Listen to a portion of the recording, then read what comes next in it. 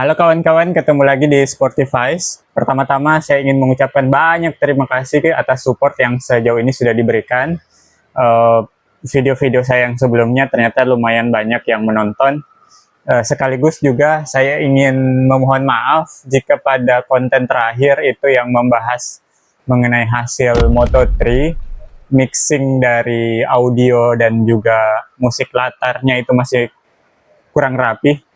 Jadi sebenarnya kalau teman-teman menonton video saya yang pertama, itu ada penjelasan di situ siapa saya dan bagaimana saya memulai channel ini. Saya sampaikan lagi mungkin yang belum pernah menonton bahwa saya seorang difabel netra, low vision. Jadi penglihatan saya itu sangat terbatas, mungkin kurang dari 1 meter ya untuk mata kiri. Tetapi saya punya minat yang sangat besar terkait dengan dunia olahraga, khususnya sepak bola dan juga gelaran MotoGP, apalagi pada saat ini ada beberapa rider Indonesia yang tampil di MotoGP. Jadi, dan dalam mengerjakan video-video ini, itu betul-betul saya belajar secara otodidak, mulai dari editing videonya dan seterusnya, dengan beberapa software editing video yang masih tidak begitu aksesibel bagi seorang difabel netra, apalagi seorang low vision yang murni itu saya menggunakan screen reader atau pembaca layar di handphone untuk melakukan itu. Tetapi saya akan tetap berusaha karena ke depan ini saya ingin banyak berkecimpung. Jadi saya seorang disability aktivis, saya bekerja di organisasi non pemerintah melakukan advokasi terkait dengan hak-hak disabilitas. Tapi saya punya hobi lain. Saya sangat senang dengan event-event olahraga. Jadi untuk itulah kemudian saya membuat beberapa konten, memulai channel YouTube ini untuk membuat channel-channel olahraga. Nah, ada beberapa hal yang ingin saya ceritakan terkait dengan momen-momen yang terjadi baru-baru ini di dalam dunia olahraga, sambil menantikan juga gelaran Grand Prix MotoGP selanjutnya. Oh iya, minggu ini sebenarnya ada gelaran FIM Moto3 Junior, di mana ada Kiandra Ramadipa yang pentas di sana. Tapi saya akan membuat kontennya mungkin setelah video ini. Begitupun di Moto4 ya, ada pembalap Indonesia, tapi saya masih mengolah informasinya untuk menyediakannya kepada teman-teman sekalian. Nah, tapi untuk di konten ini saya ingin bercerita, saya ingin mengucapkan selamat kepada Arsenal yang akhirnya berhasil menjuarai Liga Inggris. Wah, ini keren sekali setelah 22 tahun menunggu, akhirnya fans-fans Arsenal di seluruh dunia bisa kembali berpesta merayakan kemenangan ini setelah kurang lebih puluhan tahun diejek, mungkin diremehkan, dibully. Akhirnya tahun ini klub London Utara ini membuktikan bahwa mereka bisa meraih gelar Liga Inggris yang ke-14. Saya turut senang meskipun sebenarnya saya bukan pendukung Arsenal. Saya suka Arsenal karena ada beberapa filosofi yang Arsenal miliki, itu awalnya sesuai dengan apa yang saya senangi juga. Jadi pengembangan pemain muda, bagaimana akademik klubnya itu dulu banyak menciptakan pemain-pemain yang bagus. Pertama kali saya mengikuti Arsenal itu kira-kira waktu saya masih kelas 3 SD saat mereka juara bersama Arsene Wenger ya di 2004. Nah, itu pertama kali saya menonton Arsenal, mengikuti pertandingan Arsenal sebenarnya bersama dengan Chelsea juga pada saat itu yang dilatih oleh Jose Mourinho dan juga Manchester City. Tapi sebenarnya saya tidak punya ikatan apapun, tidak merasa terikat dengan apapun dengan salah satu klub. Mungkin Arsenal lebih tinggi ya, karena tahun lalu itu saya sempat ke London, dan sebenarnya jarak tempat saya di London itu sudah sangat dekat dengan stadiumnya Arsenal ya, tetapi waktu itu saya belum berkesempatan untuk berkunjung ke Arsenal. Tapi suatu saat saya sangat berharap bisa ke London lagi dan mengunjungi stadion Arsenal. Sekali lagi semangat selamat buat pendukung Arsenal. Ini juga menarik karena setelah Arsenal memastikan gelar Liga Inggris, akhirnya mereka bisa lebih konsentrasi untuk mengikuti final, untuk lebih konsen pada final Liga Champions yang akan dihelat di tanggal 31 Mei melawan PSG. Nah, ini menarik juga, nanti saya akan coba membuat ulasan terkait dengan ini.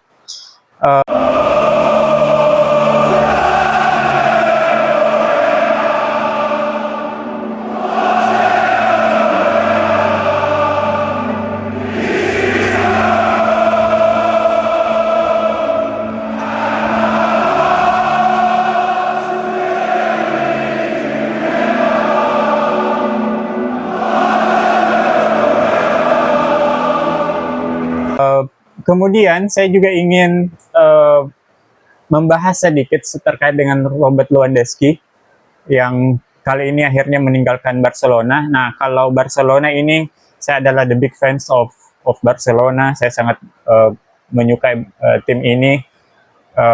Bagaimana filosofi perlawanan Barcelona itu bukan sekedar klub, itu menggambarkan sekali diri saya sebagai seorang disability activism. Jadi saya sangat berduka juga dengan kepergian Robert Lewandowski, karena kalau kita rekap kembali Barcelona dalam 4 tahun terakhir, Robert Lewandowski itu datang ke Barcelona pada saat kondisi Barcelona tidak sedang baik-baik saja waktu itu ya. Ada krisis, keuangan klub sedang bermasalah, Lionel Messi pergi, tapi Robert Lewandowski itu datang, padahal dia sebelumnya di Bayern Munchen itu sudah mendapatkan semuanya,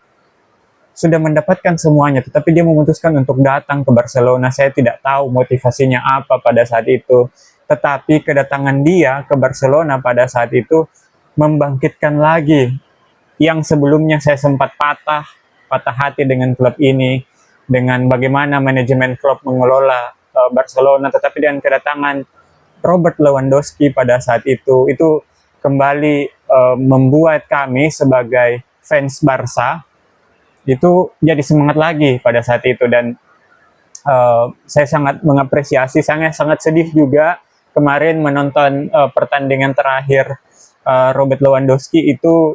Saya sempat menangis, saya sempat sedih karena